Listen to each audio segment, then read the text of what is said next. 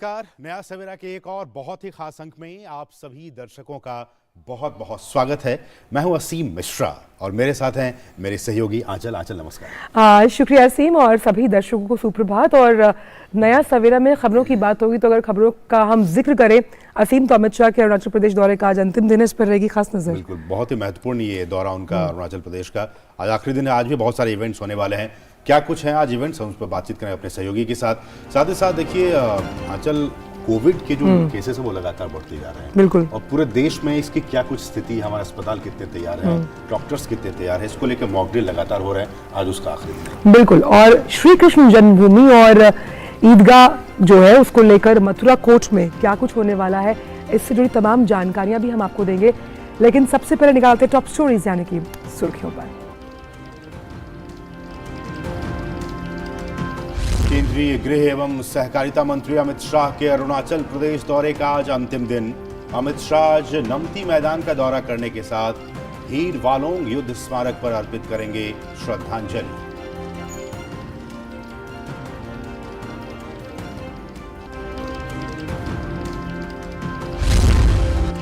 Covid संक्रमण से निपटने की तैयारियों को परखने के लिए किए जा रहे 2 दिवसीय देशव्यापी मॉक ड्रिल का आज अंतिम दिन।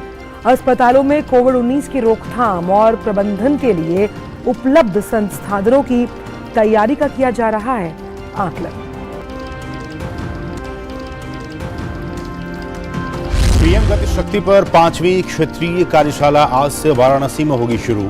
उत्तर प्रदेश, हरियाणा, झारखंड, बिहार, ओडिशा और पश्चिम बंगाल कार्यशाला में होंगे शामिल।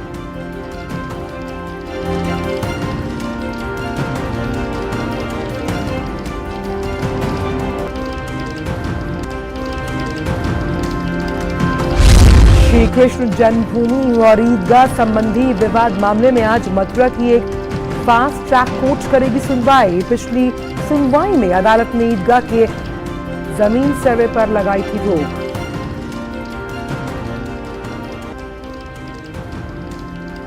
अमेरिका दौरे पर गई केंद्रीय वित्त मंत्री निर्मला सीतारमण आज अपनी अमेरिकी समकक्ष जेनेट येलेन से करेंगी मुलाकात। दोनों नेताओं के बीच परस्पर हित से जुड़े तमाम मुद्दों पर होगी चर्चा।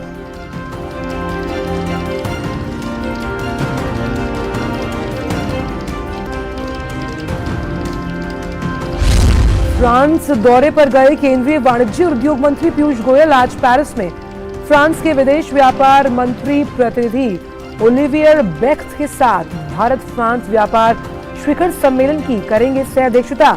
दोनों देशों की मित्रता के 25 वर्ष पूरा होने के उपलक्ष्य में किया जा रहा है कार्यक्रम का आयोजन। आईपीएल में आज दिल्ली कैपिटल्स की भिड़ंत मुंबई के साथ। अहम मुकाबले में दोनों टीमें पहली जीत की तलाश में उतरेंगी मैदान पर। वहीं कल हुए एक रोमांचक मुकाबले में लखनऊ ने बैंगलोर को दी 1 विकेट से शिकस्त।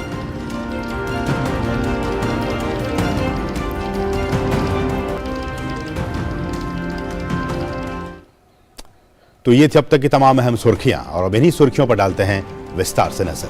बिल्कुल। और देखते हैं कि सबसे बड़ी खबर जो हम ट्रैक कर रहे हैं वो है कोविड मॉक ड्रिल को लेकर। तो कोविड संक्रमण से निपटने की तैयारियों को परखने के लिए किए जा रहे 2 दिवसीय देशव्यापी मॉक ड्रिल का आज अंतिम दिन है।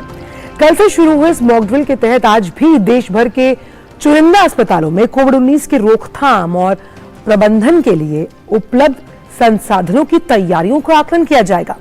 इस दौरान चिकित्सा संस्थानों में कोविड-19 प्रबंधन तैयारी के लिए उपलब्ध बेड, एम्बुलेंस उपकरण, दवाएं और कार्यबल का परीक्षण किया जाएगा। इसके साथ ही ऑक्सीजन आपूर्ति उपकरण और जीवन रक्षक जो उपकरण हैं उनकी मॉक ड्रिल कर उनकी जो क्रियाशीलता है उसको सुनिश्चित भी किया जाएगा। वहीं केंद्रीय स्वास्थ्य मंत्री डॉक्टर मनसुख मांडविया ने कल दिल्ली के आरएमएल अस्पताल में मॉक ड्रिल का जायजा लिया और स्वास्थ्य कर्मियों से बात भी की। इस दौरान उन्होंने कोविड-19 की रोकथाम और प्रबंधन के लिए उपलब्ध संसाधनों जैसे कि दवाई, आईसीयू बेड्स और मेडिकल ऑक्सीजन की जो उपलब्धता है उसका आकलन किया है।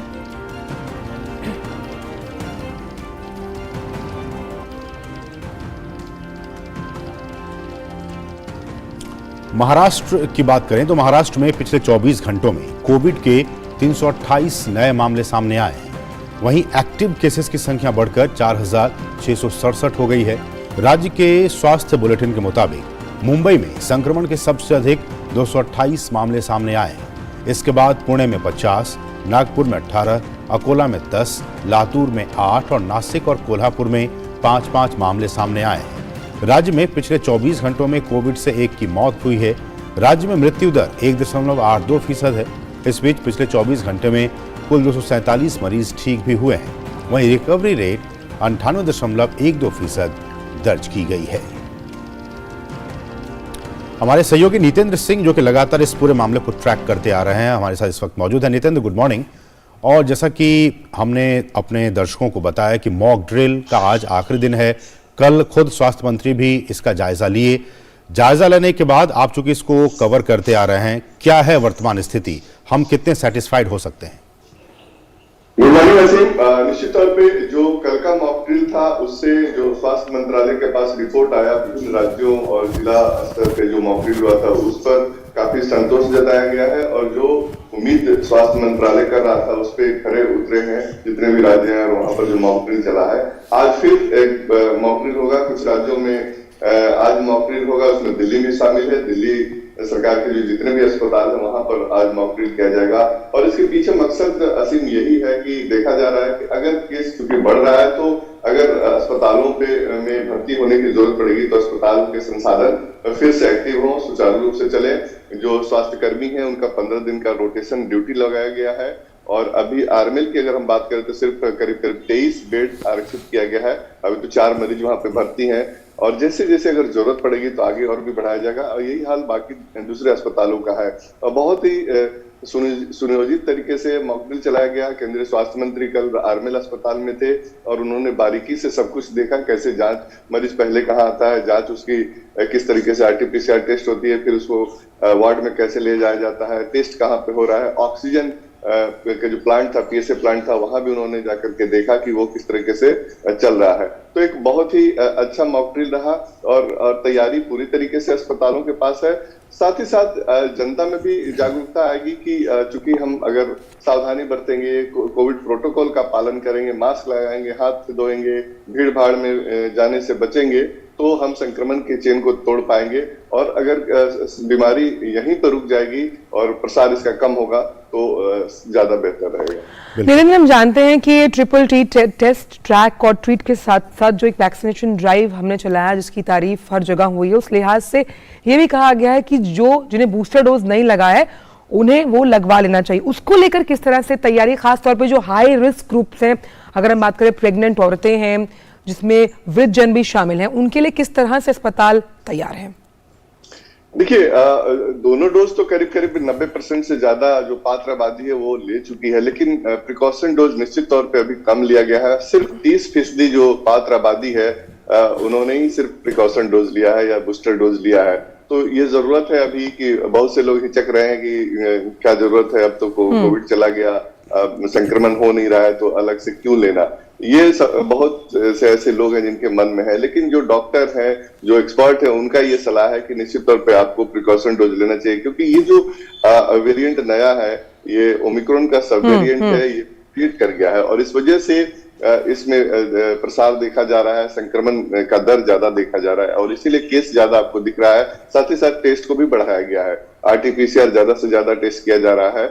तो अगर जिन्होंने अभी प्रिकॉशन डोज नहीं लिया है वो ले लें, उससे बचाव ये होगा कि अगर मान लिया होता भी है संक्रमण तो आपको बीमारी की गंभीरता नहीं होगी, आपको अस्पताल में भर्ती होने की जरूरत नहीं होगी, ऑक्सीजन लेवल कम नहीं होगा और ये ज्यादा जरूरी है और डॉक्टर भी यही सलाह दे रहे हैं। नितिन, एक जो आपने बहुत बड़ा सही वाक्य का इस्तेमाल किया कि क्या हो जाएगा, जो आपने कहा कि प्रिकॉशनरी डोज लेने के लिए ये जो कोविड प्रोटोकॉल बिहेवियर है जिसके लिए लगातार जब हमने वो 2 दौर देखे थे कि किस तरह से लोगों को उस वक्त तो लगता है कि जब सिचुएशन हाथ से बाहर होती है, लेकिन उससे पहले ही हमें जो स्टेप्स लेने हैं वो कितने जरूरी हैं। मॉक ड्रिल में कोविड प्रोटोकॉल बिहेवियर के लिए किस तरह से लोगों को समझाया जाएगा या अभी आगे और इस तरह के और कार्यक्रम किए जाएंगे ताकि लोग समझें और फिर आगे एक्शन लें? देखिए, अगर आमतौर पे बात करें तो लोग पूछते हैं, मुझसे भी पूछते हैं, बाकी लोगों से भी पूछते हैं कि कोविड के केस क्यों बढ़ रहा है। सवाल ये है कि कोविड का केस बढ़ने के उसकी जो रफ्तार को रोकने का तरीका सिर्फ हमारे पास है। सरकार का काम है अस्पताल की व्यवस्था करना, टेस्ट की व्यवस्था करना, डॉक्टर और नर्स को नियुक्त करना, लेकिन संक्रमण बढ़ने का रोकने का उपाय सिर्फ हमारे पास है। क्यों? क्योंकि अगर हम मास्क लगाएंगे, भीड़ भाड़ में जाएंगे तो वहां मास्क लगाएंगे या कम से कम जाएंगे। अगर हम पब्लिक ट्रांसपोर्ट में जाते हैं, चाहे बस में, ट्रेन में, मेट्रो में, मास्क लगाएंगे तो हम संक्रमण के चेन को तोड़ पाएंगे। और ये हमारे पास ही है, ये जनता के पास हथियार है, तो इसका इस्तेमाल अगर करेंगे तो संक्रमण कम से कम होगा। सरकार तो अस्पताल की व्यवस्था करेगी, टेस्टिंग की व्यवस्था करेगी, तो इसलिए जनता को जागरूक किया जा रहा है कि आप मास्क जरूर लगाएं, ये अभी समय की जरूरत है। और अगर अभी हम मास्क लगाएंगे तो ज्यादा केस नहीं बढ़ेगा और ये रुक जाएगा, इसकी रफ्तार थम जाएगी। और यही संदेश लगातार अपील भी सरकार की तरफ से किया जा रहा है, जो एक्सपर्ट डॉक्टर है उनके तरफ से किया जा रहा है। और कल भी यही देखा गया था। कल स्वास्थ्य मंत्री जब विजिट कर रहे थे तो उन्होंने कुछ जो स्वास्थ्य कर्मी थे वो बिना मास्क के थे, उन्होंने टोका भी कि आप मास्क क्यों नहीं लगाए हैं। तो मास्क उन्होंने बोला है कि अस्पतालों में मास्क मैंडेटरी है, कि एक तरह से मास्क सभी लोग लगाए, चाहे वो अस्पताल कर्मचारी हो या कोई मरीज आता हो। तो ये जरूरी है संदेश को पहुंचाना कि हमें अभी, अगर हम दफ्तर भी जा रहे हैं तो अगर 10 क्राउड एरिया है, 10 लोग एक साथ हैं या एक रूम में 10-20 लोग हैं, 5 लोग हैं, तो आपको मास्क लगाना है और ये समय की जरूरत है इस वक्त। बिल्कुल नितेंद्र, और जैसा कि हमने देखा कि चाहे फर्स्ट वेव की बात हो, सेकेंड वेव की बात हो, तमाम अस्पतालों से और देश भर से जो कंप्लेंट्स आई, शिकायतें आई, वो थी मेडिकल ऑक्सीजन को लेकर। बिल्कुल PSA प्लांट्स की बात आई, तमाम सरकारों ने इसको फिर ओपन किया। कल मॉक ड्रिल है, आज उसका आखिरी दिन है, कल उसका फर्स्ट डे था। क्या कुछ स्थिति है पूरे देश में मेडिकल ऑक्सीजन को लेकर? देखिए, ऑक्सीजन की कोई दिक्कत नहीं है। सभी अस्पतालों में, चाहे वो जिला अस्पताल हो, टर्सरी केयर में बड़े सुपर स्पेशलिटी अस्पताल हो या फिर जो ब्लॉक स्तर के अस्पताल हो, वहां पर PSA प्लांट है, ऑक्सीजन सिलेंडर है, पर्याप्त मात्रा में है, इसकी कोई दिक्कत नहीं। और सब ऑपरेशनल है, यानी फंक्शन सब कर रहे हैं। और ये कल मुआयना स्वास्थ्य मंत्री ने भी PSA प्लांट के पास खुद गए थे वो देखने के लिए कि कैसा चल रहा है। और जो प्राइवेट अस्पताल है वहां पर भी करीब करीब जो जितने भी वार्ड बेड हैं वो ऑक्सीजन युक्त बेड है, चाहे वो सरकारी अस्पताल हो या फिर निजी अस्पताल हो। अगर हम आयुर्वेद की बात करें या एम्स की बात करें या सफदरजंग की बात करें, जो बड़े अस्पताल हैं दिल्ली के, जितने भी कोविड के लिए डेडिकेटेड बेड है, सब में ऑक्सीजन सपोर्ट लगा हुआ है। ऐसा नहीं है कि एक बेड में है, 10 बेड में है, 5 बेड में नहीं है, ऐसा नहीं है। क्योंकि इस तरह का बनाया ही गया है उसको कि भविष्य में भी कोई जरूरत पड़ेगी अगर संक्रामक बीमारियों को रोकने के लिए, तो उसमें अलग से जरूरत नहीं पड़ेगी। तो उसमें कोई कमी नहीं है ऑक्सीजन को लेकर के। और दूसरी बात, ये जो अभी केस बढ़ा है और इसमें जो कुछ लोग भर्ती होने के लिए आ रहे हैं, तो बहुत लोगों को ऑक्सीजन की जरूरत नहीं पड़ रही है, क्योंकि ये एक मामूली म्यूटेशन है और इसमें इतनी जरूरत नहीं है ऑक्सीजन की। और सिर्फ कुछ दिन के लिए लोग भर्ती हो रहे हैं, ठीक हो रहे हैं। कई लोग तो मतलब 90% तो लोग घर पे ही ठीक हो जा रहे हैं, तो अभी जरूरत नहीं है उतनी इसमें। लेकिन नितेंद्र, तरफ से पूरी तैयारी जी, इसमें मैं देख रहा हूँ जो एक अच्छी बात यह है कि जो रिकवरी रेट है वो भी ठीक ठाक है, 98% से ऊपर है, और मोर्टेलिटी रेट वो भी बहुत ही कम है। जी बिल्कुल, आपने देखा होगा कि हमारे आपके परिचय में ही कई लोग संक्रमित हुए और ठीक हो गए घर पे। जैसे नॉर्मल सर्दी जुकाम जो इन्फ्लुएंजा होता है उस तरीके से हुआ, 2-3 दिन बुखार हुआ, लोग ठीक हो गए घर पे रह के। ऐसी जरूरत नहीं पड़ रही है। लेकिन जो लोग गंभीर रूप से बीमारी से ग्रस्त हैं, चाहे वो किडनी के मरीज हो, कैंसर के मरीज हो, हार्ट के मरीज हो, सांस के जिनकी अस्थमा वगैरह के मरीज हो, या फिर जिनको जो 60 साल से अधिक उम्र के बुजुर्ग हैं जिनकी इम्यूनिटी कम है, ऐसे लोगों को सतर्क रहना है, उनको मास्क भी लगाना है, भीड़ में जाने से बचना है। साथ ही साथ प्रिकॉशन डोज अगर नहीं लगाए हैं तो जरूर ले लें। ये बार बार अपील सरकार भी कर रही है और एक्सपर्ट भी कर रहे हैं। और ये मुहावरा याद आ रहा है ना नसीम की, prevention is always better than cure. तो आप एहतियात बरतें, एहतियात बरतने से आप खुद की सुरक्षा के साथ साथ जो आपके साथ हैं उनकी भी सुरक्षा सुनिश्चित करते हैं। बहुत बहुत शुक्रिया नितेंद्र इन तमाम जानकारियों को हमसे साझा करने के लिए। और एक आप ही की बात को मैं दोहराना चाहूँगा, आपने कहा कि कोविड जो बिहेवियर प्रोटोकॉल है वो बहुत उसका अगर हम सभी पालन करें तो मुझे लगता है कि इस कोविड के जो संक्रमण उससे हम सभी बच सकते हैं। बिल्कुल। बढ़ेंगे आगे और दूसरी अहम खबरों पर नजर डालें तो केंद्रीय गृह एवं सहकारिता मंत्री अमित शाह के अरुणाचल प्रदेश दौरे का आज अंतिम दिन है।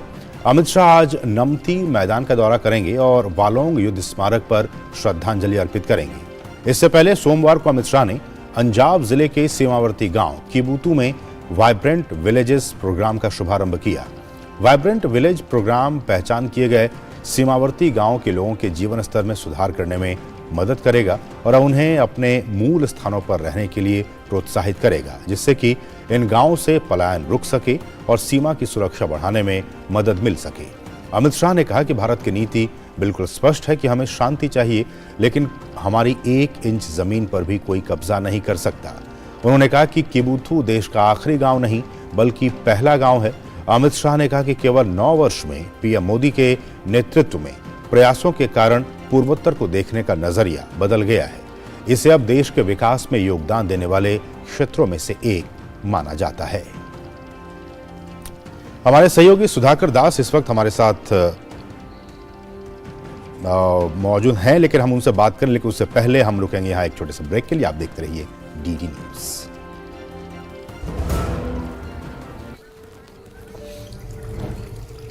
तुम माँ तो नहीं हो, पर तुमने मुझे नया जीवन दिया है। तुम डॉक्टर तो नहीं हो, पर तुमने मेरे बच्चे को रोगों से बचाया है। तुम टीचर तो नहीं हो, पर तुमने हमारे स्कूल में बच्चों की संख्या बढ़ाई है। तुम सिर्फ नल नहीं, हमारा बेहतर आज और कल हो। प्रधानमंत्री जी के जल जीवन मिशन के साथ आओ बनाएं आत्मनिर्भर भारत।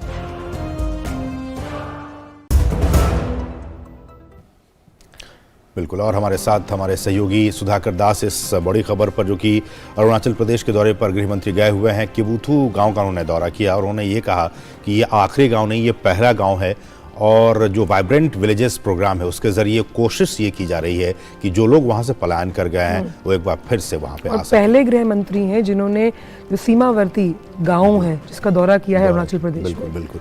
सुधाकर, ये जो गृह मंत्री का ये कहना कि ये जो हम लोग कहते हैं दिल्ली में बैठे लोग कि ये आखिरी गांव है, उन्होंने कहा कि आखिरी नहीं, ये पहला गांव है। और ये जो वाइब्रेंट विलेज प्रोग्राम है इसका भी बहुत ज्यादा इम्पैक्ट हम देख पा रहे हैं कि जो पलायन है, जो रिपोर्ट्स आई हैं, पलायन बहुत हद तक रुक पाया है। और जो सिक्योरिटी, अगर आम जो वहां के लोग रहते हैं उनके लिहाज से देखा जाए, सिक्योरिटी में भी वो एक अहम योगदान, एक की इनपुट्स देते रहे हैं। बिल्कुल सही कह रहे हैं असीम। और जिस तरह से उल्लास उत्साह तस्वीरों में देखा कल आप गृह मंत्री जब वहां मौजूद थे, तो आप उस संवाद को समझ सकते हैं कि ये प्रोग्राम सीमावर्ती जो गांव हैं वहां के लोगों को कितनी उम्मीद बढ़ा रहा है। सीधे तौर पर अगर कहें तो बीते 9 वर्षों में बॉर्डर इंफ्रास्ट्रक्चर के लिए, बॉर्डर सिक्योरिटी के लिए और सीमा पर स्थित गांवों के विकास के लिए जो काम हुआ है वो बीते 6-7 दशकों में भी नहीं हुआ था। चाहे बजट की अधिक राशि खर्च करने की बात हो या फिर हर गांव तक सड़क पहुंचाने की बात हो, कम्युनिकेशन को उसको इम्प्रूव करने की बात हो। और निश्चित तौर पर ये पीएम नरेंद्र मोदी का एक तरह से सपना था और उन्होंने कहा था कि बॉर्डर के गांव को आखिरी के बजाय पहला गांव मानना चाहिए। और सीधा मकसद यही है कि जो अतीत में जो पलायन होता आया है न सिर्फ उसको रोका जा सके, बल्कि उनको उनके गांव में ही जो रोजगार के अवसर उपलब्ध कराने की बात हो, उनकी स्किलिंग की बात हो, वो तमाम चीजें वहां कराई जा सके। हम जानते हैं कि तकरीबन 2967 गांवों को जो देश की उत्तरी सीमा है उसके गांवों को इसके लिए चुना गया है। पहले चरण में करीब 1500 गांवों का वाइब्रेंट विलेज प्रोग्राम के तहत विकास किया जाएगा। तो बहुत बड़ी उम्मीद के साथ ऑलरेडी जो विकास के कार्य बॉर्डर के इलाके में चल रहे हैं, एक तरह से उसको एक नया पुश देगा ये वाइब्रेंट विलेज प्रोग्राम। और ये जो हर गांव पर नजर रखेगा, हर गांव के हर घर में सुविधाएं पहुंची कि नहीं पहुंची, वहां के लोगों को रोजगार मिला कि नहीं मिला, उस लिहाज से इस कार्यक्रम की रूपरेखा बुनी गई है। और खासतौर से एक तरह से पर्यटन के इलाके के तौर पर जो देश का पहला गांव है सीमा की तरफ से, उनको विकसित करने की योजना बनाई गई है। असीम, सुधाकर, जिस तरह से हमने ये दौरा देखा है और आज इसका दूसरा दिन है, इसमें साफ तौर पर कल जो गृह मंत्री उन्होंने कहा कि सुई के जितनी नोक, जितनी भी जो जमीन है उस पर कोई अतिक्रमण नहीं कर सकता। हमने हाल ही में देखा था कि कैसे चीन ने कुछ जो जगह थी अरुणाचल प्रदेश की उसके नाम बदले, जिसकी साफ तौर पर भर्त्सना की गई थी विदेश मंत्रालय द्वारा बहुत ही कड़े शब्दों में। साफ तौर पर इसका यही, इस बयान से हम साफ तौर पर ये मान सकते हैं कि अरुणाचल प्रदेश हमेशा से भारत का अंग है, था और रहेगा। बिल्कुल, देखिए, और सीमा पर पहले गांव पर जाकर ये ऐलान करना किबुथु स्ट्रेटेजिक पॉइंट्स ऑफ व्यू से भी देखें तो काफी इम्पोर्टेंट है। आंचल एक तरफ इस यहाँ चीन की सीमा है, उसके कुछ दूरी के बाद यहाँ म्यांमार की सीमा भी लगती है। और कल वहां के मुख्यमंत्री, न सिर्फ गृह मंत्री का ये बयान काफी इम्पोर्टेंट है कि 1 इंच भी भूमि जो है उसका कोई अतिक्रमण नहीं कर सकता। और वो सीमा पर जाके, चीन की सीमा पर जाके ये कहना, तो ये भारत जो सशक्तता है भारत की, भारत का जो सुरक्षा तंत्र है उसके आत्मविश्वास को भी एक तरह से दिखाता है। और यहाँ तक कि अरुणाचल के मुख्यमंत्री ने भी ट्वीट किया था, उन्होंने एक फोटो ट्वीट किया जिसमें कहा कि हम यहाँ से जो है चीन के चेक पोस्ट भी देख पा रहे हैं। तो ये जो नया भारत है, जो नए भारत का आत्मविश्वास है, उसका परिचायक। और हम जानते हैं कि चाहे एडिशनल आईटीबीपी बटालियन के लिए मंजूरी देने की बात हो, या फिर आज देखिए कितनी बड़ी संख्या में जो आप हर महीने, हर 10-15 दिन पर सीमावर्ती इलाकों में किसी न किसी इंफ्रास्ट्रक्चर प्रोजेक्ट का उद्घाटन होते हुए देखते हैं। और बीते 8-9 वर्षों में जो बजट ये पुश जो टारगेटेड तरीके से वहां काम को कराने का जो एक तरह से प्राथमिकता मिली है, वो कई दशकों में नहीं दिखी थी। और इसकी वजह से जो पूरा बॉर्डर सिक्योरिटी मैनेजमेंट है वो बहुत बेहतर हुआ है। और भारत ने हमेशा हर बार ये साफ किया है कि अगर कोई आंख उठाकर उसकी तरफ देखेगा तो वो उससे कैसे निपटना है उसको भी जानता है। तो एक तरह से वो बड़ा संदेश भी गृह मंत्री की तरफ से यहाँ सीमा पर जाकर, सीमा पर पहले गांव में किविथु में जाकर बताया गया। बिल्कुल बिल्कुल, बहुत ही महत्वपूर्ण ये दौरा। और जैसा कि आप भी कह रहे थे और गृह मंत्री ने भी कहा कि ये जो नजरिया है आंचल, कि पहले लोग कहते थे कि दिल्ली बहुत दूर है पूर्वोत्तर के लोगों के लिए, अब नहीं है, क्योंकि लगातार मंत्री वहां पे विजिट करते रहे हैं, जो बजटीय आवंटन है वो बढ़ा है, वहां के विकास के लिए बहुत सारे काम किए गए हैं। तो एक नज़रिया जो है उत्तर पूर्व के राज्यों को देखने का नज़रिया वो पिछले 9 सालों में बदला है। और इसी कड़ी को जो ये गृह मंत्री की जो यात्रा है उसको इसी के तौर पर देखा जाना चाहिए। फिलहाल बहुत बहुत शुक्रिया सुधाकर इन तमाम ताज़ा अपडेट्स को हम तक पहुँचाने के लिए। बढ़ते आगे सीम और बात करते हैं प्रधानमंत्री गति शक्ति को लेकर, जिस पर 5वीं क्षेत्रीय कार्यशाला आज से वाराणसी में शुरू होगी। उत्तर प्रदेश, हरियाणा, झारखंड, बिहार, उड़ीसा और पश्चिम बंगाल सहित 6 राज्य कार्यशाला में शामिल होंगे। अब तक 4 क्षेत्रीय कार्यशालाएं की जा चुकी हैं। देश में 5 जोन यानी दक्षिणी जोन, उत्तरी जोन, पश्चिमी जोन, मध्य जोन और पूर्वोत्तर जोन में आयोजित की जा रही क्षेत्रीय कार्यशालाओं की 5 श्रृंखलाओं का एक हिस्सा है। राज्यों, केंद्र शासित प्रदेशों द्वारा अब पीएम गति शक्ति राष्ट्रीय मास्टर प्लेटफॉर्म का उपयोग करते हुए परियोजनाओं के बारे में योजना बना रहे और इनके कार्यान्वयन के लिए प्रगतिशील कदम उठाए जाने को देखते हुए विभिन्न जोन्स में आयोजित की जा रही ये क्षेत्रीय कार्यशालाएं किसी परियोजना के बारे में योजना बनाने में प्रधानमंत्री गति शक्ति को व्यापक रूप से अपनाना सुनिश्चित करेंगी।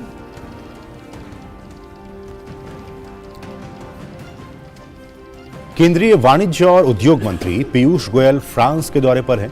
पीयूष गोयल आज पेरिस में फ्रांस के विदेश व्यापार मंत्री प्रतिनिधि शॉलिवियर बेख्त के साथ भारत फ्रांस व्यापार शिखर सम्मेलन की सह अध्यक्षता करेंगे। भारत फ्रांस मैत्री के 25 वर्ष पूरे होने के उपलक्ष्य में भारत फ्रांस व्यापार शिखर सम्मेलन आयोजित किया जा रहा है। शिखर सम्मेलन में हरित भविष्य के निर्माण, उभरती प्रौद्योगिकियों, रक्षा सहयोग और भारत प्रशांत क्षेत्र में सहयोग सहित कई अहम विषयों पर ध्यान केंद्रित किया जाएगा। पीयूष गोयल का विभिन्न क्षेत्रों में फ्रांसीसी व्यापार जगत के दिग्गजों के साथ भी बैठक करने का कार्यक्रम है। वो सीईओ के राउंड टेबल सम्मेलन में भी हिस्सा लेंगे। फ्रांस के मंत्री ओलिवियर बेख्त के साथ पीयूष गोयल एक ऐसे कार्यक्रम में भाग लेंगे जो भारत की सांस्कृतिक विरासत और सॉफ्ट पावर का प्रदर्शन करेगा और इसमें 600 से अधिक फ्रांस सरकार के गणमान्य व्यक्तियों, फ्रांस में भारतीय कारोबारी समुदाय और फ्रांसीसी व्यापार समुदाय के सदस्यों की भागीदारी होने की उम्मीद है। बाद में वे इटली के रोम जाएंगे, जहां वे उप प्रधानमंत्री और विदेश एवं अंतर्राष्ट्रीय सहयोग मंत्री एंटोनियो तजानी से मुलाकात करेंगे। उनका द्विपक्षीय बैठकों के लिए शीर्ष इतालवी सीईओ से मिलने का भी कार्यक्रम है, जिसके बाद सीईओ इंटरैक्टिव बिजनेस सेशन होगा, जिसमें 35 सीईओ के भाग लेने की उम्मीद है। इस यात्रा से यूरोपीय क्षेत्र में भारत के प्रमुख व्यापारिक भागीदारों के साथ द्विपक्षीय संबंधों को और मजबूती मिलने की उम्मीद है। तो भारत फ्रांस व्यापार शिखर सम्मेलन में भाग लेने से पहले पीयूष गोयल ने कहा कि प्रधानमंत्री नरेंद्र मोदी की अगुवाई में निर्यात के क्षेत्रों में तेज गति से विकास हो रहा है। उन्होंने कहा कि पिछले 2 वर्षों में व्यापार के क्षेत्र में 1.5 गुना से भी ज्यादा बढ़ोतरी हुई है। सिर्फ 2 वर्ष में प्रधानमंत्री मोदी जी ने जब अगस्त 2021 में ये आह्वान दिया था भारत के निर्यातकों को कि हमने तेज गति से व्यापार बढ़ाना है विश्व के साथ, 2 वर्षों में हम $500 बिलियन से अब बढ़ के $765 बिलियन यानी 1.5 गुना से अधिक मात्र 2 वर्षों में पहुंच चुके हैं। अब लक्ष्य है कि 2030 तक हमने $2 ट्रिलियन यानी और अभी इसको 3 गुना बढ़ाना है अगले 7 वर्षों में। बहुत महत्वाकांक्षी लक्ष्य है, पर भारत में जो उत्साह है, भारत के उद्योग जगत में, भारत के जो 140 करोड़ लोगों का जो सामूहिक ताकत है, उसको मद्देनजर रखते हुए कोई लक्ष्य असंभव नहीं है। केंद्रीय मंत्री ने यह भी कहा कि व्यापार समुदाय के साथ कई सामूहिक राउंड टेबल्स हैं और एक सामूहिक कार्यक्रम में फ्रांस के उद्योगपतियों को बुलाया गया, जिसमें इतने लोग आ गए कि रजिस्ट्रेशन बंद करना पड़ा। ये प्रधानमंत्री नरेंद्र मोदी की लोकप्रियता की वजह से ही हुआ है। कई सामूहिक राउंड टेबल्स हैं बिजनेस कम्युनिटी के साथ। एक सामूहिक कार्यक्रम जिसमें फ्रांस के इंडस्ट्री लीडर्स को बुलाया गया है, उसमें तो शायद रजिस्ट्रेशन बंद करनी पड़ गई क्योंकि इतने लोग आ गए। अब ये वास्तव में 140 करोड़ भारतवासियों की ताकत का प्रतीक है और माननीय प्रधानमंत्री नरेंद्र मोदी जी की लोकप्रियता की वजह से और विश्व में जो उनका आज साख बनी है, जो उनकी आज लोगों में आस्था है विश्व भर में, उसका एक प्रतीक है। इस वर्ष एक नई आयाम भी पार किया जा रहा है। 25 वर्ष स्ट्रेटेजिक पार्टनर के रूप में गहरा रिश्ता फ्रांस और भारत के बीच में गत 25 वर्षों में रहा है। और पेरिस में आज होने वाले भारत फ्रांस व्यापार शिखर सम्मेलन, भारत और फ्रांस की कई बड़ी कंपनियों के मुख्य कार्यकारी अधिकारियों के हिस्सा लेने की इसमें उम्मीद है। आइए देखते हैं पेरिस से हमारे सहयोगी रमेश रामचंद्रन की ये खास ग्राउंड रिपोर्ट। भारत और फ्रांस के संबंधों को लेकर यहां पेरिस में एक बड़ा आयोजन किया जा रहा है, जिसमें भारतीय संस्कृति, कला, म्यूजिक, डांस से लेके ट्रेड और इन्वेस्टमेंट तक के विषयों पर चर्चा होगी। एक बिजनेस समिट भी आयोजन किया जा रहा है यहाँ पे ट्यूसडे को, जिसको भारत की तरफ से पीयूष गोयल, हमारे मंत्री हैं, कॉमर्स एंड इंडस्ट्री मिनिस्टर, वो को चेयर करेंगे। और इस बिजनेस समिट में कई मुद्दों पर विषयों पर चर्चा होगी, चाहे वो आत्मनिर्भर भारत हो, चाहे वो इंडो पैसिफिक हो, जो प्रशांत महासागर क्षेत्र हो, डिफेंस हो, रक्षा, तो इन सारे विषयों पर चर्चा होगी। इसके अलावा इस समिट में CII भी पार्टिसिपेट करेगा और अन्य जो कंपनियां हैं फ्रांस की तरफ से, जैसे नवाल है, साफ्रान है, सनोफी है, और भारत की तरफ से एयरटेल, टाटा और GMR। और 2023 ये साल जो है बड़ा ही महत्वपूर्ण है भारत और फ्रांस के लिए, क्योंकि इस साल भारत और फ्रांस का जो स्ट्रेटेजिक पार्टनरशिप है उसके 25वीं सालगिरह है और ये अपने आप में एक महत्वपूर्ण एक लैंडमार्क साल है। और ये देखा जा रहा है, एंटिसिपेट किया जा रहा है कि आने वाले समय में भी भारत और फ्रांस के रिश्तों में और बढ़ोतरी होगी। तो ये सारा जो अटेंशन इस वक्त पेरिस में इस मेगा इवेंट को लेकर, इसको नमस्ते फ्रांस के नाम से जाना जा रहा है और इसमें बिजनेस समिट भी ऑर्गेनाइज किया जा रहा है। कैमरा पर्सन संदीप कुमार के साथ मैं रमेश रामचंद्रन, पेरिस में DD न्यूज के लिए। तो जिस तरह से जो रिपोर्ट आप देख रहे हैं, इससे जुड़ी तमाम बड़ी खबरें हम आपको दिखाते रहेंगे। रुक करते अगली खबर का। केंद्रीय वित्त मंत्री निर्मला सीतारमण IMF और विश्व बैंक समूह की वार्षिक बैठक में भाग लेने के लिए अमेरिका के दौरे पर हैं। निर्मला सीतारमण आज अपनी अमेरिकी समकक्ष जेनेट येलेन से मुलाकात करेंगी। दोनों नेताओं के बीच परस्पर हित से जुड़े तमाम मुद्दों पर चर्चा होगी। इससे पहले कल निर्मला सीतारमण ने Peterson Institute for International Economics के एक कार्यक्रम में शिरकत की। इस अवसर पर उन्होंने कहा कि इस चुनौतीपूर्ण समय में भारत का G20 का अध्यक्ष होना भारत के लिए साबित करने और सभी देशों को ठोस मुद्दों पर एक साथ लाने की दिशा में काम करने के लिए एक बड़ा अवसर प्रदान करता है। India has shown very clearly its initiative is working out well in pursuing with countries and agreeing to have FTAs with them. So free trade agreements are being signed, in fact, far speedily nowadays.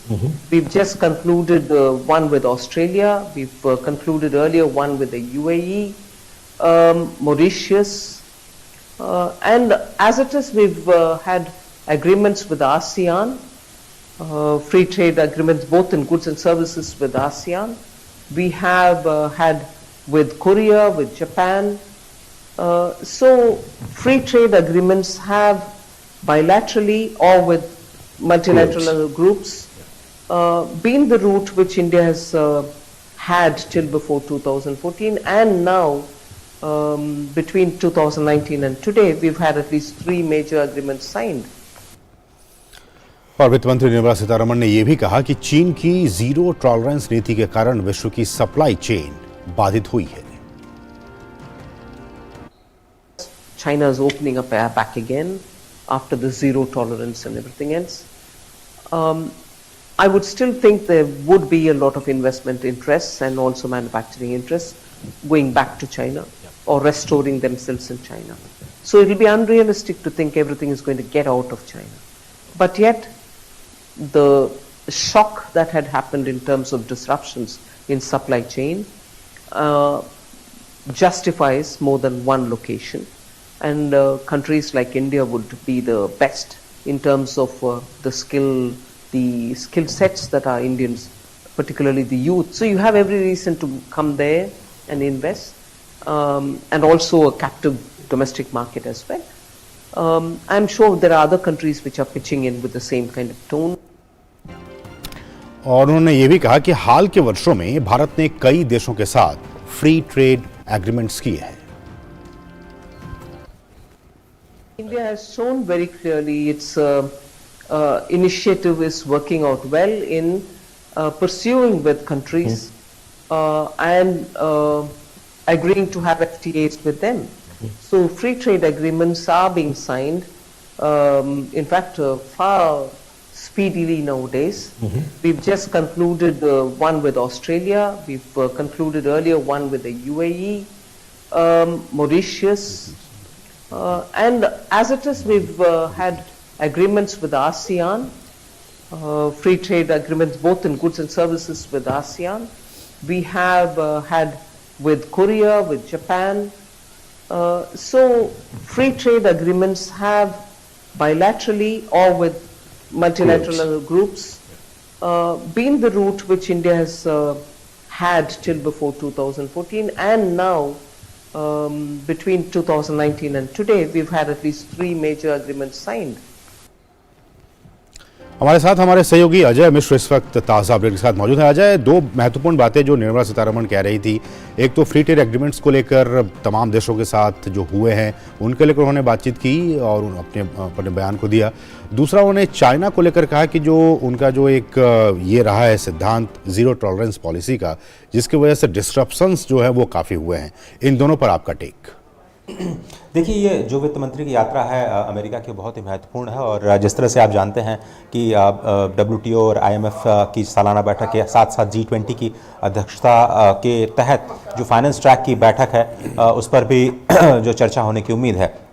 जो Peterson institute में जो तमाम बड़े सवाल वित्त मंत्री से किए गए उसमें बहुत सारी प्राथमिकताओं पर जोर दिया गया। चाइना के बारे में जो सवाल किया गया, स्पष्ट तौर पर वित्त मंत्री ने कहा कि भारत की ये कोशिश है कि भारत की मैन्युफैक्चरिंग का एक विकल्प पूरी दुनिया को दिया जाए और पूरी दुनिया को ऐसा लगता है कि एक विकल्प के रूप में भारत की सरजमी का उपयोग किया जा सकता है मैन्युफैक्चरिंग के लिए और दुनिया को एक्सपोर्ट करने के लिए। उन्होंने मोबाइल मैन्युफैक्चरिंग का हवाला देते हुए कहा कि अब भारत दुनिया की दूसरी सबसे बड़ी मोबाइल एक्सपोर्ट कंपनी देश बन चुका है जो कि सबसे बड़ी मात्रा में मोबाइल का एक्सपोर्ट करता है। ये हमारे PLI स्कीम, ये हमारी मेक इन इंडिया की सफलता है। तो ये जो हमें डिसरप्शन दिखाई दिया था सप्लाई चेन के दौरान कोविड के माहौल में, उससे दुनिया को ये लगा कि एक अल्टरनेट व्यवस्था की ज़रूरत है और इसमें भारत को फ़ायदा होता हुआ दिख रहा है। दूसरी बात, जब उनसे सवाल किया गया कि G20 की प्रेसिडेंसी में भारत की क्या कुछ प्राथमिकताएं होने जा रही, बहुत स्पष्ट तौर पर उन्होंने कहा कि एक दो मुद्दों पर भले ही आम सहमति न बन पाए, लेकिन बहुत सारे वैश्विक मुद्दे हैं जिस पर भारत पूरी दुनिया को एक साथ एक मंच पर लाने की कोशिश कर रहा है। सबसे बड़ा मुद्दा जो उन्होंने कहा और बहुत ही महत्वपूर्ण है कि डेट वर्नेबिलिटीज का, यानी जो कम विकसित देश हैं, जो कर्ज के नीचे दबे हुए हैं, करीब 56-57 ऐसे देश हैं, उसमें कैसे उनकी जो कर्ज की स्थिति है उसका एक सोल्यूशन निकाला जाए। G20 के देश इस पर एक सहमत हों। स्पष्ट तौर पर उन्होंने कहा कि अब भारत के प्रेशर के बाद जो IMF और जो दूसरी संस्थाएं हैं, वर्ल्ड बैंक और WTO, वो अब इस बारे में सकारात्मक सहयोग कर रही हैं।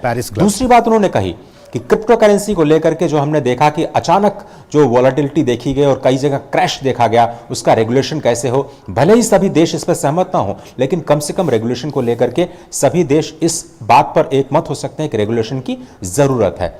तीसरी बात उन्होंने कहा कि कैसे जो फ्यूल सप्लाई और फूड सप्लाई की जो डिस्ट्रप्शंस हमने देखी, उसका एक अल्टरनेट मैकेनिज्म कैसे किया जाए, और भारत पुरजोर तरीके से जो मल्टीलैटरल एजेंसीज हैं उनके रिफॉर्म्स की वकालत करता रहता है। और यही आवाज आज वित्त मंत्री ने पीटरसन इंस्टीट्यूट के इस फायर चैट के दौरान की, और उम्मीद ये की जा रही है कि जब वो मुलाकात कल करेंगी जैनेट येलेन के साथ, जो कि अमेरिका के वित्त मंत्री हैं, तो ये मुद्दे हैं वो स्पष्ट तौर पर सामने आएंगे, जिसमें कि वैश्विक जो इकोनॉमिक पोजीशन है उसमें भारत और अमेरिका कैसे सहयोग कर सकते हैं, वो आने की उम्मीद है। असीम बिल्कुल अजय, और साफ तौर पर जिस तरह से PLI स्कीम्स की बात हो या फिर, और सबसे अहम जो उन्होंने प्रोडक्शन लिंक्स इंसेंटिव स्कीम के बारे में कहा कि किस तरह से भारत एक अग्रणी भूमिका निभा रहा है और दूसरे देशों के लिए भी उदाहरण हो सकता है, उसको लेकर। और साफ तौर पर जब हम डायरेक्ट बेनिफिट ट्रांसफर की बात करते हैं, जो पारदर्शिता है भारतीय सिस्टम में, जहां कई ऐसे देश हैं जो सैचुरेशन पॉइंट पर हैं, जब हम बात करते हैं मूलभूत सुविधाएं देने में, उसमें भारत की भूमिका बेहद अहम।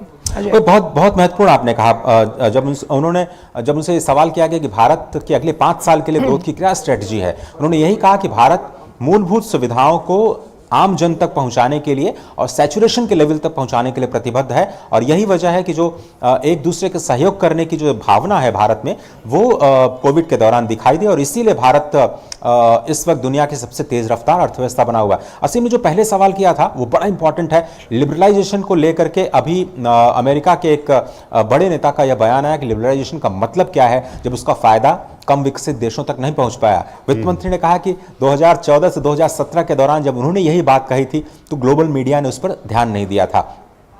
वित्त मंत्री ने स्पष्ट तौर पर कहा कि भारत ने, और ये बहुत इंपॉर्टेंट, मैं इसको रेखांकित करना चाह रहा हूं, भारत ने लीस्ट डेवलप्ड नेशंस को पहले ही quota free, tariff free access दे दिया है। ये होता है लिबरलाइजेशन का मतलब, जबकि WTO विकसित देशों को ऐसा करने से मना कर रहा है और विकसित देश इस तरह की पहल नहीं कर पा रहे हैं। तो लिबरलाइजेशन का खास मतलब तब तक नहीं निकल पाता है जब तक आप केवल अपने हितों की रक्षा के लिए टैरिफ रिडक्शन की बात करते हैं, बाजार को खोलने की बात करते हैं। भारत ने यहां भी एक अगुवाई दिखाई है, एक लीडरशिप दिखाई है कि वो देश जहां से जिनको सपोर्ट करने की जरूरत है, जिनके एक्सपोर्ट्स को बढ़ावा देने की जरूरत है, उनके लिए भारत ने अपने बाजार खोले हैं। और विकसित देशों को भी इस तरह की चीजें करनी चाहिए, चाहे वो कोटा टैरिफ हो या फिर टैरिफ की बात हो या फिर कोटा रेजिम की बात हो। अगर स्पष्ट तौर पर जो भारत की आवाज वैश्विक मंच पर वित्त मंत्री पहुंचाने में सफल रही। बिल्कुल अजय, इसका मतलब कि अगर आप कह रहे हैं कि WTO ने ये एक विंडो दिया भारत को कि जो एक्सेस है लीस्ट डेवलप्ड कंट्री का वो कम से कम हो सके, इसका मतलब कि WTO जैसे जो मल्टीलैटरल फोरम्स में हैं वहां पे भारत की आवाज, भारत की बात सुनी जा रही है कम से कम। न केवल WTO बल्कि जितने भी मल्टीलैटरल एजेंसीज हैं, G20 की प्रेसिडेंसी का सबसे बड़ा मुद्दा भारत का यह है कि जो मल्टीलैटरल ऑर्गेनाइजेशंस हैं उनमें रिफॉर्म हो। IMF और जो वर्ल्ड बैंक जैसी बड़ी संस्थाएं विकसित देशों की नहीं, विकासशील देशों के भी सुने, सदस्य देशों की सुने, ज्यादा सुने। उन्होंने कहा कि जो G20 की अध्यक्षता है पहले इंडोनेशिया, भारत और अब ब्राजील के हाथों में होने जा रही है। लगातार 3 साल जो इमर्जिंग इकोनॉमीज के हाथ में होगी, तो उम्मीद की जा रही है कि उनकी आवाज सुनी जाएगी। और न केवल WTO बल्कि WHO भी इस चीज के लिए इसके तैयार हो, और आगे जो परिस्थितियां आ सकती हैं या फिर एक फ्यूचर पेंडेमिक अगर हो सकता है तो कैसे हम प्रिपेयर्डनेस करें, उसके लिए भी ऐसी संस्थानों को अपने आप को रिफॉर्म करना और इसीलिए बहुत मुखर तौर पर वित्त मंत्री ने भी जो वेस्टर्न मीडिया है उसको भी लताड़ा है कि भाई जो भारत की असली तस्वीर उसको दिखाएं और यहाँ का निवेश करें। बहुत बहुत शुक्रिया अजय इन तमाम जानकारियों को हमसे साझा करने के लिए। बहुत अहम आप कह रहे हैं क्योंकि इंडोनेशिया में जब G20 की अध्यक्षता दी गई थी तब भी प्रधानमंत्री ने कहा था बाली में कि अब विकासशील देशों के साथ साथ विकसित देशों को समाधान के साथ आगे आना होगा। ये नहीं कि आपने आकर यहाँ पर प्रॉब्लम बता दी और आप चाह रहे हैं कि विकासशील देश उसको सॉल्व करें। बहुत ही महत्वपूर्ण बात है और बात की बात सुनी जा रही है, ये बहुत ही महत्वपूर्ण बातें हैं। फिलहाल बढ़ेंगे आगे और यहाँ रुकेंगे छोटे से ब्रेक के लिए। आप देखते रहिए डीडी न्यूज। तुम गुल्लक तो नहीं, पर तुमने हमारे पैसे बचाए हैं। तुम्हारी वजह से ही 5 लाख तक का मुफ्त इलाज हो पाया है। तुम सिर्फ आयुष्मान कार्ड नहीं, हम गरीबों के लिए जीवन कवच हो। आयुष्मान भारत गरीब के जीवन को बचाने में अहम भूमिका निभा रहा है। 130 करोड़ लोगों के सामूहिक संकल्प और सामर्थ्य का भी प्रतीक है। सर्वे संतु निरामया के लक्ष्य के साथ आओ बनाएं नया भारत। ब्रेक के बाद सभी का स्वागत है। बढ़ेंगे दूसरी अहम खबरों की तरफ। आज सुरक्षित मातृत्व दिवस है। गर्भवती महिलाओं के स्वास्थ्य की उचित देखभाल और प्रसव संबंधी जागरूकता फैलाने के मकसद से हर साल की तरह 11 अप्रैल को राष्ट्रीय सुरक्षित मातृत्व दिवस मनाया जाता है। आज देश भर में कई कार्यक्रमों का आयोजन किया जा रहा है ताकि गर्भवती महिलाओं के पोषण पर सही ध्यान दिया जा सके। अशिक्षा, जानकारी की कमी, समुचित स्वास्थ्य सुविधाओं का अभाव, कुपोषण के कारण हर साल हजारों महिलाएं प्रसव के दौरान अपनी जान गंवा देती हैं। पिछले कुछ सालों में केंद्र सरकार के अथक प्रयासों से स्वास्थ्य एवं परिवार कल्याण मंत्रालय के मुताबिक भारत में मातृ मृत्यु दर में तेजी से कमी आई है। 31 दिसंबर 2016 को प्रधानमंत्री नरेंद्र मोदी द्वारा महिलाओं के लिए नई योजनाओं की घोषणाएं की गई थी। योजना के तहत गर्भवती महिलाओं को अस्पताल में प्रसव के बाद 6,000 रुपए की वित्तीय सहायता देने का प्रावधान है। प्रधानमंत्री सुरक्षित मातृत्व अभियान के तहत देश में 3 करोड़ से अधिक गर्भवती महिलाओं को प्रसव पूर्व देखभाल की गुणवत्ता सुनिश्चित करने के लिए शुरू किया गया है। प्रधानमंत्री नरेंद्र मोदी की सरकार ने कामकाजी महिलाओं के लिए मातृत्व अवकाश को 12 सप्ताह से बढ़ाकर 26 सप्ताह कर दिया, जिससे लाखों कामकाजी महिलाओं को लाभ मिल रहा है। बेटी बचाओ बेटी पढ़ाओ, सुकन्या समृद्धि योजना, दीनदयाल अंत्योदय योजना, स्वच्छ भारत योजना के जरिए मोदी सरकार ने महिलाओं के विकास के लिए न केवल कई प्रयास किए बल्कि समाज में भी इनसे संबंधित संवेदनशील मुद्दों के प्रति लोगों में जागरूकता लाने में भी सफल रही। चंद्रयान 2 मिशन हमारे अंतरिक्ष वैज्ञानिकों की प्रतिबद्धता और प्रगति को दर्शाता है। तमाम बाधाओं के बावजूद इसका ऑर्बिटर अंतरिक्ष में काम करता रहा। अंतरिक्ष वैज्ञानिकों ने इसे अपनी सफलता माना। प्रधानमंत्री ने न केवल उनकी क्षमता पर पूरा भरोसा जताया बल्कि उन्हें प्रेरित भी किया और भविष्य के अंतरिक्ष अभियानों के लिए शुभकामनाएं दी। चंद्रयान मिशन के लॉन्च के एक हफ्ते बाद 28 जुलाई 2019 को प्रसारित मन की बात कार्यक्रम में प्रधानमंत्री ने चंद्रयान मिशन 2 का जिक्र करते हुए कहा कि हमें अपनी प्रतिभा और क्षमता पर भरोसा करना चाहिए। प्रधानमंत्री ने कहा, चंद्रयान 2 मिशन के 2 सबसे बड़े सबक हैं विश्वास और निर्भीकता।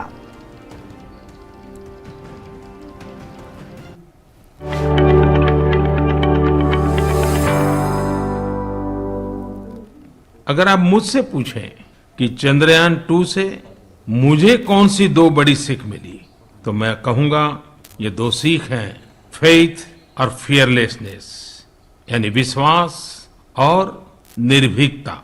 हमें अपने टैलेंट्स और कैपेसिटीज पर भरोसा होना चाहिए, अपनी प्रतिभा और क्षमता पर विश्वास करना चाहिए। आपको ये जानकर खुशी होगी कि चंद्रयान 2 पूरी तरह से भारतीय रंग में ढला है। यह हार्ट एंड स्पिरिट से भारतीय है, पूरी तरह से एक स्वदेशी मिशन है।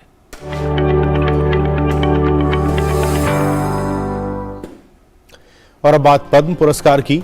जमीनी स्तर पर अपने प्रयासों से सामाजिक बदलाव ला रहे देश के सामान्य जन जिन्हें पद्म पुरस्कार प्रदान किया जा रहा है, ऐसे विशेष लोगों के बारे में हम और आप अक्सर कम ही जानते हैं। इनके जीवन संघर्षों को देशवासियों तक पहुंचाने के लिए डीडी न्यूज ने शुरू की एक विशेष श्रृंखला जिसका नाम है हमारे पद्म। आज हम आपको बता रहे हैं केरल के वायनाड के किसान चेरुवयल रमन के बारे में, जो करीब 2 दशक से धान की देसी किस्मों को संरक्षित कर रहे हैं। चेरुवयल अभी तक 50 देसी किस्मों को संरक्षित कर चुके हैं और इनके इस सराहनीय कार्य के लिए विट्टचन यानी फादर ऑफ सीड्स भी इन्हें कहा जाता है।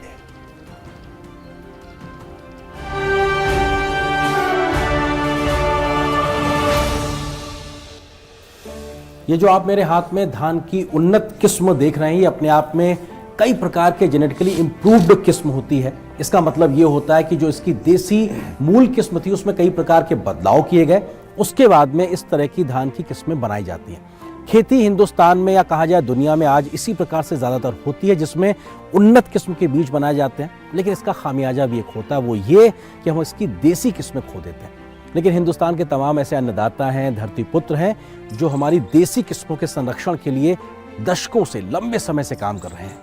ऐसे ही एक किसान हैं केरल के सी रमन, जिन्होंने धान की दर्जनों देसी किस्मों के संरक्षण पर काम किया और सरकार ने उनके इस काम के लिए उनको दिया है पद्म सम्मान।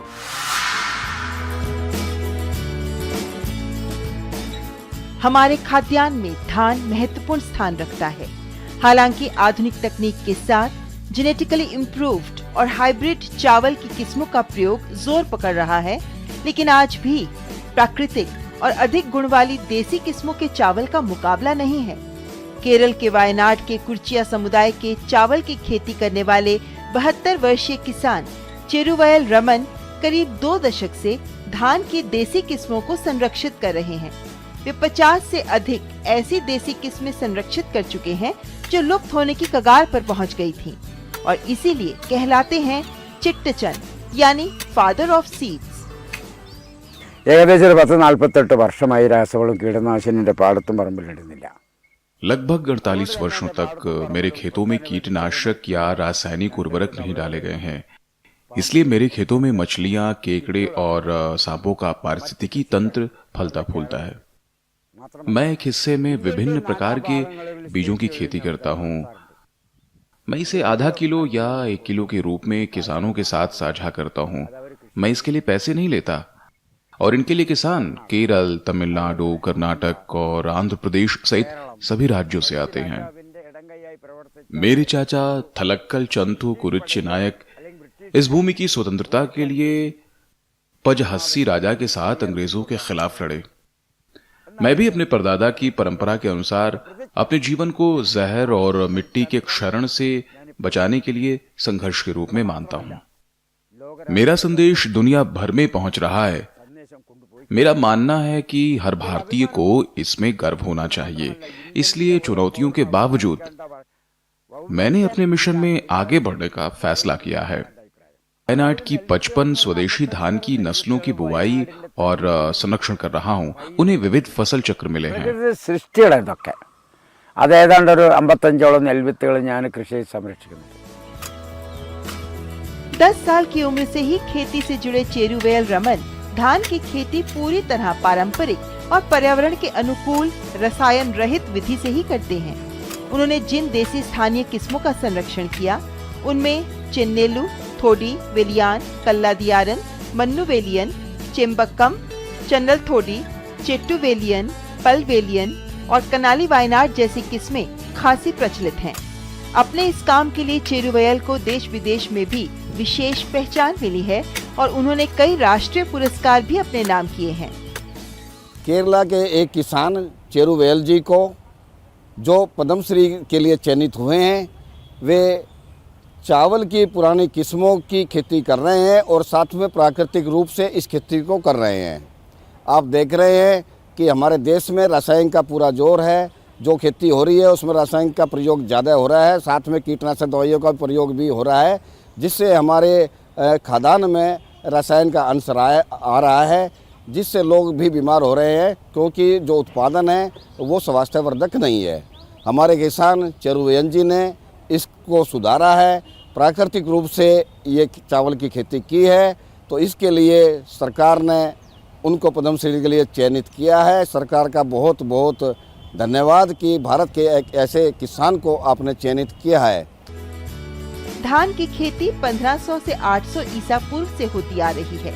यजुर्वेद में भी इसका उल्लेख मिलता है। भारत में दुनिया का सबसे बड़ा धान उत्पादन होता है और ये दुनिया में चावल का चौथा सबसे बड़ा निर्यातक देश है। और देश में धान की देसी किस्मों को संरक्षित कर चेरुवेल रमन ने किया है बेहतरीन कार्य। धान की खेती करने वाले किसान चेरुवेल के रमन को पद्मश्री पुरस्कार के लिए हार्दिक बधाई।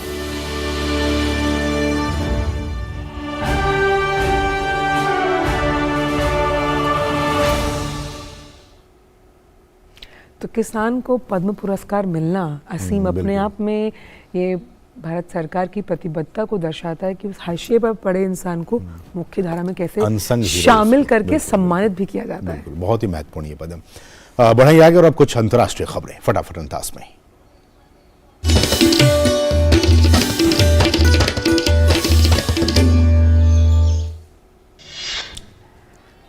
इजराइल में प्रधानमंत्री बेंजामिन नेतन्याहू द्वारा राष्ट्रीय सुरक्षा स्थिति पर टेलीविजन पर संबोधन के बाद प्रदर्शनकारियों ने तेल अवीव की सड़कों पर प्रदर्शन किया। इजराइल सरकार की नीतियों और न्यायपालिका की अवहेलना को लेकर प्रदर्शनकारी हर सप्ताह विरोध प्रदर्शन कर रहे हैं। प्रदर्शनकारियों ने नारे लगाए और तेल अवीव में एक राजमार्ग के पास सड़कों को भी जाम कर दिया। वहीं इजराइल के पीएम ने रक्षा मंत्री को बर्खास्त करने के फैसले को पलट दिया है। रक्षा मंत्री को पद से बर्खास्त करने के बाद बड़े पैमाने पर विरोध शुरू हो गया, जिसके बाद पीएम को अपने फैसले को बदलना पड़ा। नेतन्याहू ने कहा कि दोनों ने न्यायिक सुधार योजना को रोकने के लिए पिछले महीने गैलेंट के सार्वजनिक आह्वान असहमति को सुलझा लिया है। रूस और यूक्रेन ने सोमवार को कैदियों की अदला बदली की। इस अदला बदली में 106 रूसी युद्ध बंदियों को 100 यूक्रेनियंस के बदले मुक्त किया गया। यूक्रेन के राष्ट्रपति के सहयोगी एंड्री यर्मक ने कहा, रिहा किए गए यूक्रेनी नागरिकों में मारियोपोल शहर और अज़ोवस्टल स्टील प्लांट के सुरक्षाकर्मी शामिल हैं, जिन्हें युद्ध के शुरुआती महीनों में पकड़ लिया गया था। और अब कारोबार की बातें फटाफट अंदाज में।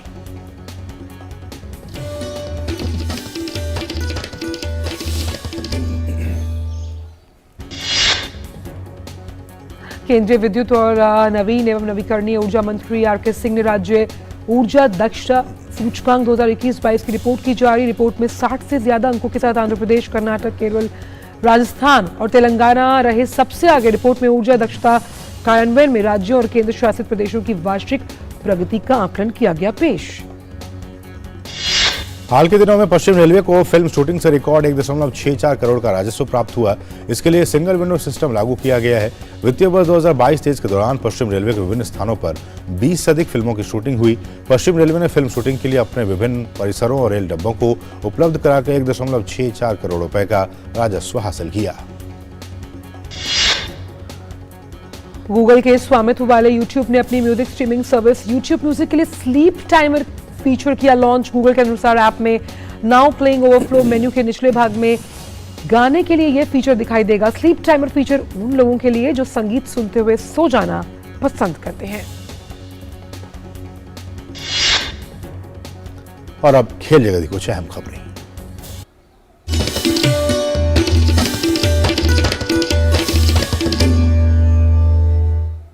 तो बात आईपीएल की, जिसमें आज दिल्ली कैपिटल्स और मुंबई इंडियंस आमने सामने। यह मुकाबला दिल्ली में खेला जाएगा। मौजूदा सीजन में मुंबई इंडियंस और दिल्ली कैपिटल्स का प्रदर्शन बेहद खराब रहा। दोनों में से किसी भी टीम को अब तक एक भी जीत नसीब नहीं हुई। टूर्नामेंट में अब तक दिल्ली ने 3 मुकाबले और मुंबई की टीम ने 2 मैच खेले। ऐसे में दोनों टीम्स के लिए यह मैच काफी अहम है। डेविड वार्नर की कप्तानी वाली दिल्ली कैपिटल्स और रोहित शर्मा की कप्तानी वाली मुंबई इंडियंस की टीम आज के इस मैच में सीजन की पहली जीत की तलाश में मैदान पर उतरेगी।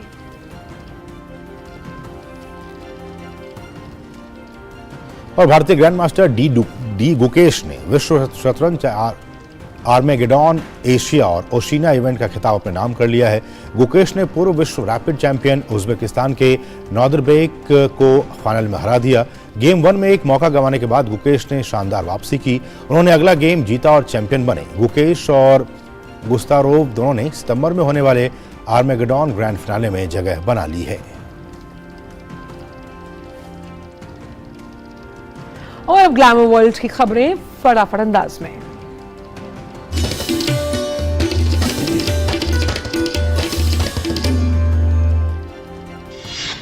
सलमान खान की फिल्म किसी का भाई किसी की जान का ट्रेलर रिलीज हो गया है। ईद में रिलीज होने वाली इस फिल्म में सलमान खान अलग अवतार में नजर आ रहे हैं। फिल्म गुमराह 7 अप्रैल को रिलीज होगी और पहले वीकेंड में फुस साबित हुई। आदित्य रॉय कपूर की ये फिल्म अब तक सिर्फ 3 करोड़ के आसपास की ही कमाई कर पाई। Allu Arjun Pushpa the rule part 2 को लेकर सुर्खियां बटोर रहे हैं। पुष्पा 2 का फर्स्ट लुक पूरे देश में छा गया है और 120 शहरों के अखबारों के पहले पन्ने पर रहा। शाहिद कपूर और कृति सेनन अभिनीत फिल्म अनटाइटल्ड का पहला लुक जारी हुआ। दिग्गज अभिनेता धर्मेंद्र भी फिल्म का हिस्सा। और अब बात मौसम की।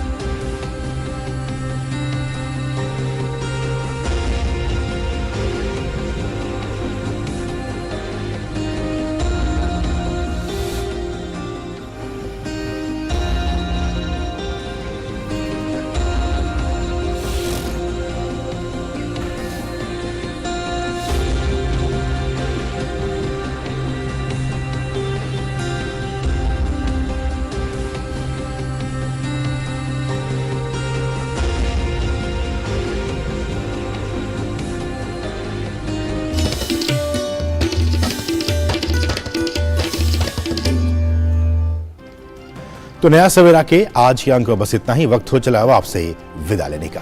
और जाने से पहले आपको बताते हैं, हिंदी फिल्म इंडस्ट्री के प्रसिद्ध गायक और अभिनेता कुंदन लाल सहगल यानी केएल सहगल की आज जयंती है।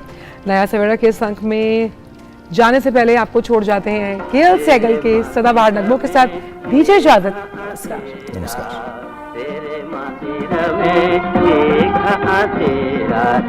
रूठ न जाए पिया तेरा, रूठ न जाए पिया तेरा, दिया जलाओ मतवारे तुम्हारे, हम पर जुल्म करे, हम पर जुल्म करे,